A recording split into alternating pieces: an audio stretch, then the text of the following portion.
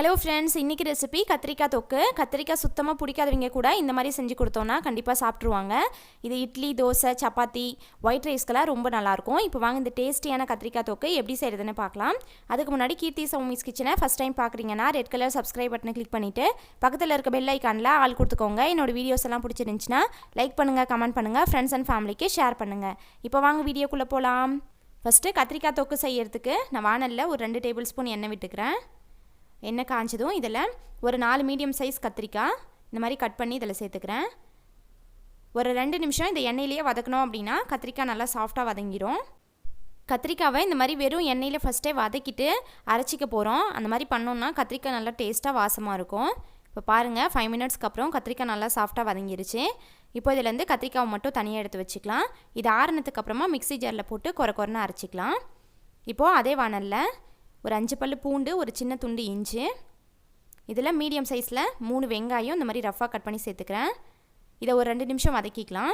ரொம்ப வதங்க தேவையில்ல, லைட்டாக வதங்கி கண்ணாடி பதம் வந்தால் போதும். இப்போது இது கூட ஒரு சின்ன சைஸ் தக்காளி, நான் கத்திரிக்காய் தொக்குக்கு புளி சேர்க்க போகிறேன், அதனால் ஒரு தக்காளி மட்டும் சின்னதாக சேர்த்துக்கிறேன். இப்போ இதில் கொஞ்சமாக கல்லுப்பு சேர்த்துட்டு வதக்கிக்கலாம். தக்காளி கொஞ்சம் சீக்கிரமாக வதங்கும்.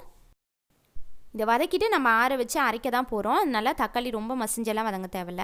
பச்சை ஸ்மெல் இல்லாத மாதிரி ஒரு 2 நிமிஷம் பாதி அளவுக்கு வதக்கி எடுத்துக்கிட்டால் போதும். இப்போ பாருங்கள், இது வதங்கிடுச்சு. இப்போ இதை நல்லா ஆற வச்சுட்டு மிக்ஸி ஜாரில் போட்டு ஃபைன் பேஸ்ட்டாக அரைச்சி எடுத்துக்கலாம். இப்போது அதே வானலில் ஒரு டீஸ்பூன் எண்ணெய் விட்டுக்கிறேன். இதில் 1/4 டீஸ்பூன் கடுகு, ஒரு கொத்து கருவேப்பிலை சேர்த்துக்கலாம். இதில் நம்ம ஃபைனாக அரைச்சி வச்சுருந்தோம்ல வெங்காயம் தக்காளி பேஸ்ட்டு, அதை சேர்த்துக்கிறேன். ஆல்ரெடி வதக்கினது தான், இது வதங்கி பச்சை ஸ்மெல் போகிறதுக்கு ரொம்ப டைம் எல்லாம் ஆகாது. ஒரு 2 நிமிஷம் வதக்கிக்கிட்டால் போதும். ஒரு 2 நிமிஷம் எண்ணெய் பிரிஞ்சு வர மாதிரி பச்சை ஸ்மெல்லாம் இல்லாமல் வதக்கிட்டால் போதும்.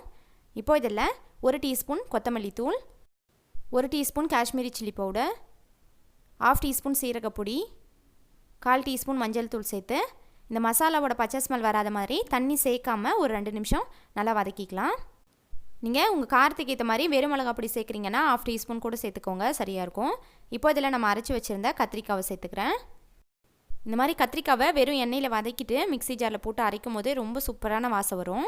இப்போ அதை 2ஐயும் சேர்த்து நல்லா மிக்ஸ் பண்ணி விட்டுட்டு, கத்திரிக்காவில் பச்சை ஸ்மெல்லாம் எதுவும் இருக்காது, லைட்டாக சும்மா வதக்கிட்டால் போதும். இப்போ அதில் மிக்ஸி வாஷ் பண்ணி கொஞ்சமாக தண்ணி சேர்த்துக்கிறேன். இந்த தொக்கு நான் இன்றைக்கி தோசைக்கு செய்கிறேன், அதனால் நல்லா திக்காக தான் செய்ய போகிறேன், சட்னி மாதிரி. நீங்கள் அதை ரைஸ்க்கு சப்பாத்திக்கெலாம் செய்கிறீங்கன்னா கிரேவி மாதிரி கொஞ்சம் தண்ணி எக்ஸ்ட்ரா சேர்த்து வச்சுக்கோங்க. இப்போது இதை நல்லா மிக்ஸ் பண்ணிவிட்டு தண்ணி சேர்த்துருக்கேன். இது ஒரு 2 நிமிஷம் இப்படியே மீடியம் ஃப்ளேமில் இல்லைன்னா சிம்மில் வச்சுட்டு மூடி போட்டு வேக வச்சுக்கிறேன். இப்போ பாருங்கள், 2 மினிட்ஸ்க்கு அப்புறம் இது நல்லா சைடில் கொஞ்சமாக எண்ணெய்லாம் பிரிஞ்சு நல்லா வெந்துருச்சு. இப்போ இதில் புளி ஒரு சின்ன நெல்லிக்காய் சைஸ் அளவுக்கு நல்லா ஊற வச்சுட்டு புளி தண்ணி சேர்த்துக்கிறேன். புளி சேர்த்ததுக்கப்புறமா அந்த புளியோட பச்சை ஸ்மெல் போகிற மாதிரி ஒரு 3 நிமிஷம் மூடிலாம் போட வேணாம், அப்படியே ஓப்பன்லேயே வச்சு நல்லா மிக்ஸ் பண்ணி விட்டு அடி பிடிக்காத மாதிரி வேக வச்சுக்கலாம். இப்போ இதில் உப்பு சேர்த்துக்கிறேன். நீங்கள் சாதம் சப்பாத்திக்கெலாம் செய்கிறீங்கன்னா இந்த கன்சிஸ்டன்சிலேயே ஸ்டவ் ஆஃப் பண்ணிவிட்டு எடுத்து வச்சுக்கோங்க. நான் வந்து தோசைக்கு செய்கிறதுனால இன்னும் நல்லா தண்ணிலாம் சுண்டி திக்காகட்டும். இப்போ பாருங்கள், இந்த அளவுக்கு நல்லா திக்காக இருக்குது. இந்த மாதிரி நல்லா திக்காக செஞ்சுட்டு ஃப்ரிட்ஜில் எடுத்து வச்சிட்டோன்னா 2 நாள் கூட கெட்டு போகாது. இப்போ இதில் ஒரு 1/4 டீஸ்பூன் மிளகு பொடி சேர்த்துக்கிறேன். அவ்வளோதான், நம்மளோட டேஸ்டியான கத்திரிக்காய் தொக்கு சூப்பராக ரெடி ஆயிடுச்சு. இதோட டேஸ்ட்டு ரொம்ப நல்லாயிருக்கும். கண்டிப்பாக இதை ட்ரை பண்ணிட்டு ஃபீட்பேக் கமெண்ட்ஸில் சொல்லுங்கள். இந்த வீடியோ பிடிச்சிருந்துச்சுன்னா லைக் பண்ணுங்கள், ஷேர் பண்ணுங்கள். கீர்த்தி சௌமிஸ் கிச்சனை சப்ஸ்கிரைப் பண்ணுங்கள். தேங்க்ஸ் ஃபார் வாட்சிங்.